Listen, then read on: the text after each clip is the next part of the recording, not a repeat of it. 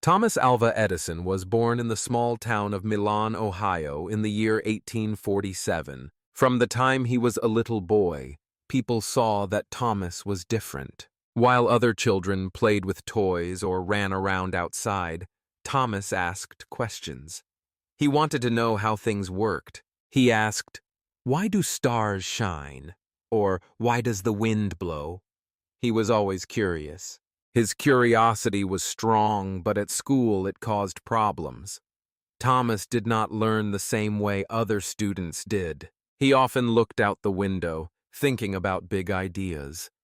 His teachers did not understand him. One day a teacher called him addled, which means slow or not smart. That word hurt Thomas deeply. When his mother, Nancy Edison, heard what the teacher said, she became angry. Nancy knew her son was not slow. She believed he was special. She trusted his mind and his heart. That day, Nancy made a decision. She took Thomas out of school and said, "I will teach you at home." Nancy was not only a loving mother, she was also a former school teacher. At home, she created a special place for Thomas to learn. She called it Our Little School. She taught him reading, writing, and math, but she also gave him something more important: freedom to explore. Thomas was happy learning at home. He did not feel like a problem. He felt safe. Nancy gave him books to read, especially books about science. One day, she gave him a book called The School of Natural Philosophy. It was full of simple science experiments. Thomas read it again and again. He became excited. He wanted to try the experiments for himself. In the backyard, Thomas built a butterfly garden. He watched caterpillars grow into butterflies. He also created a small water wheel and placed it in a stream. He even tried to make a machine from sticks and string. His ideas were not always right, but he never gave up. His best friend was a cat named Whiskers. Sometimes he talked to Whiskers like the cat was a scientist too. One sunny afternoon, Thomas sat outside with a magnifying glass. He wanted to see what would happen if he used the glass to focus sunlight on a piece of paper. Slowly, the paper began to smoke. Then it burned a small hole. Thomas jumped back, but he smiled. He ran to his mother and shouted, "I made fire with the sun!" Nancy laughed and hugged him. She said, "This is only the beginning." That moment gave Thomas confidence.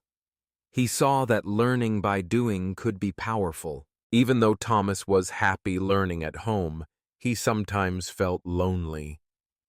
The other children did not understand him. He was different, but he was not sad for long because he had dreams. At night, he would sit near the window and look at the stars. He whispered, "One day, I will invent something that changes the world." Nancy always supported his dreams. She never told him his ideas were too big. She believed that big dreams could become real with hard work. She filled their home with books, tools, and kindness. As Thomas grew older, his ideas grew too. He wanted to make things better. For people, for families, for the world. He remembered the words his mother once told him, "Never stop asking questions." Thomas never forgot those words. In his heart, he knew he was not like other boys, and that was okay. He had a different mind, a special mind, and because of that, he began his journey, not in a big school or a science lab, but in a quiet house, with a strong mother, a curious heart, and a mind full of light. When Thomas Edison was 12 years old, he wanted to help his family. He asked his parents if he could get a job. After thinking about it, they agreed. Thomas began working on a train. He sold candy, fruits, and newspapers to passengers. Every day he rode on the Grand Trunk Railroad. The train was full of noise, people, and stories. Thomas liked it. He was not just working. He was also watching, learning, and thinking. Thomas had a special idea. In one empty train car, he created something unusual. It was a small science lab. He brought bottles, wires, and tools. Between stops, when the train was quiet, he did experiments. He mixed chemicals and watched how they reacted. He wrote his notes in a little notebook. He called it his train lab. One day, during an experiment, he made a mistake. Two chemicals caused a small fire in the train car. Smoke filled the air. The conductor became angry. He shouted at Thomas and threw his lab equipment off the train. Thomas felt sad, but he did not stop. He learned from the accident. He told himself, "I must be more careful next time." Even after that, Thomas continued working on the train. He had another idea. He wanted to print his own newspaper. He used a small printing press and named his paper the Grand Trunk Herald. He wrote short articles, news stories, and jokes. People on the train loved it. Thomas became the first person to publish a newspaper on a moving train. One afternoon, something unexpected happened. Thomas was standing near the train station when he saw a young boy fall onto the tracks. A train was coming fast. Without thinking, Thomas ran and pulled the boy to safety. The boy's father, Mr. J.U. Mackenzie, was very thankful. He worked as a telegraph operator. As a reward, he offered to teach Thomas how to use the telegraph. Thomas was excited. He practiced every night. He learned to send and read messages using Morse code, a special system of dots and dashes. It was difficult at first, but he did not give up. After some time, Thomas became very good. He got a new job as a telegraph operator. This job allowed him to travel to different cities. He worked in places like Detroit and Cincinnati. He met new people and saw new machines. He learned something new every day. Even while working, Thomas never stopped dreaming. At night, he looked at the stars and thought about the future. He wanted to create something big, something that could help the world. On one quiet night, an old train conductor sat beside him. The man said, "You have something special inside you. A light. Don't ever let the world turn it off." Thomas remembered those words for the rest of his life. He later named one of his first telegraph machines the Hope Line. Thomas was not only smart, he was also kind. On the train, he met a young boy named Sam. Sam could not read. During breaks, Thomas sat with Sam and showed him letters using candy wrappers and coins. Day by day, Sam learned. One day he read his first sentence. Thomas smiled and said, "See, learning is magic. Now you have the magic too." The train became more than just a job for Thomas. It was a school, a lab, and a place of hope. He carried his dreams from town to town, from station to station. The world outside was moving fast, but so was his mind. He was young, but already full of ideas, kindness, and the courage to try. This part of Thomas Edison's life teaches us that learning can happen anywhere, even on a train. It shows us that helping others, staying curious, and never giving up can take us far. For Thomas, the train was not just a ride. It was the beginning of a journey that would change the world. As Thomas Edison became a young man, he continued to dream big. He no longer worked on trains, but he still worked hard every day. His mind was always full of new ideas. He wanted to make things that helped people. One of his first big inventions was a machine to improve the way stock prices were sent. This machine was faster and more accurate than older machines. A group of businessmen saw his invention and paid him $40,000. That was a lot of money at that time. Thomas did not use the money to rest or buy expensive things.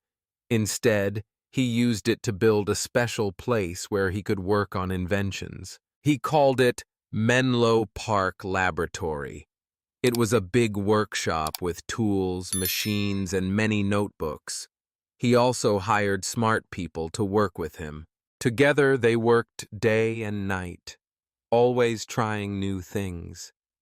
One of Thomas's most exciting inventions was the phonograph.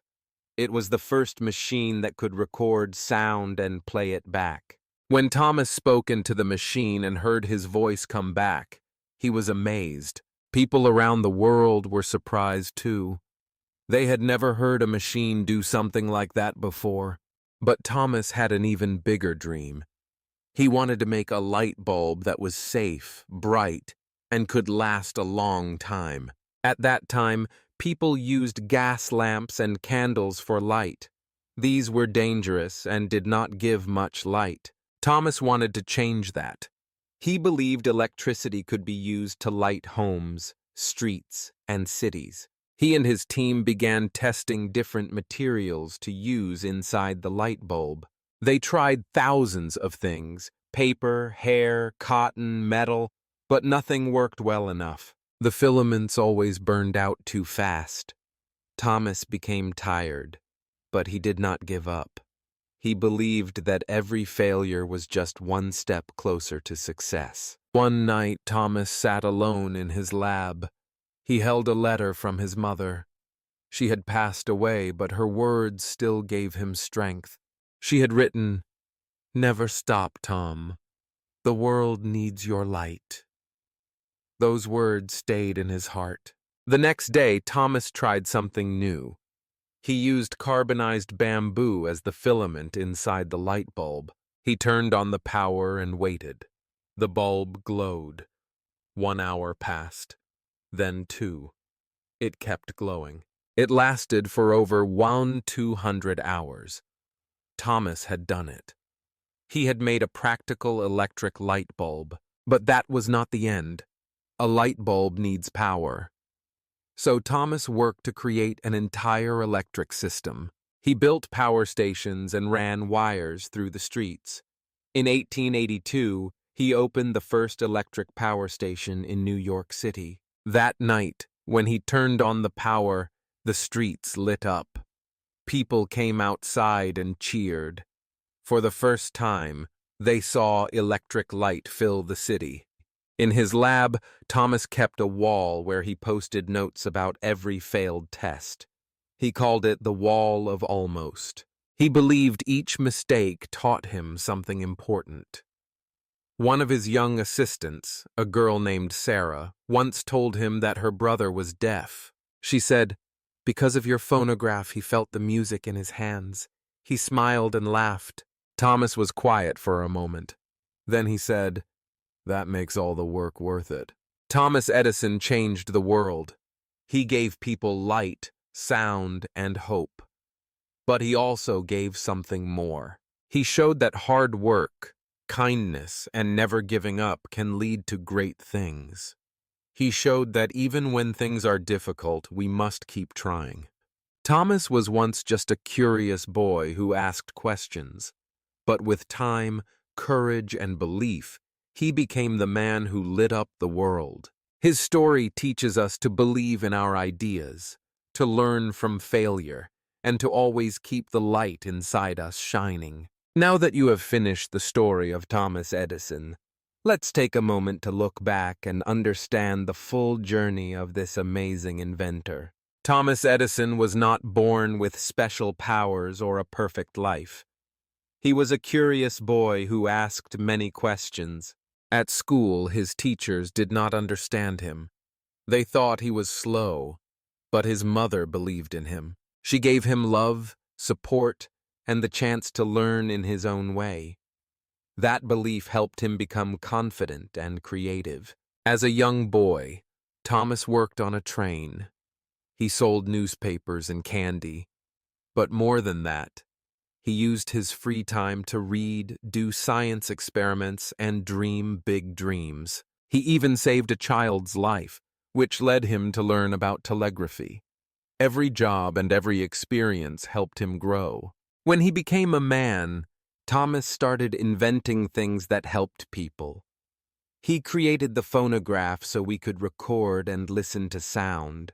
He worked day and night to invent the electric light bulb, which changed the way people lived. And he built the first electric power system in the world, making light available to everyone. Thomas Edison failed many times, but he never gave up. He said, "I have not failed. I've just found 10,000 ways that won't work." His story teaches us that failure is not the end. It is part of the journey. The lesson from Thomas Edison's life is simple but powerful.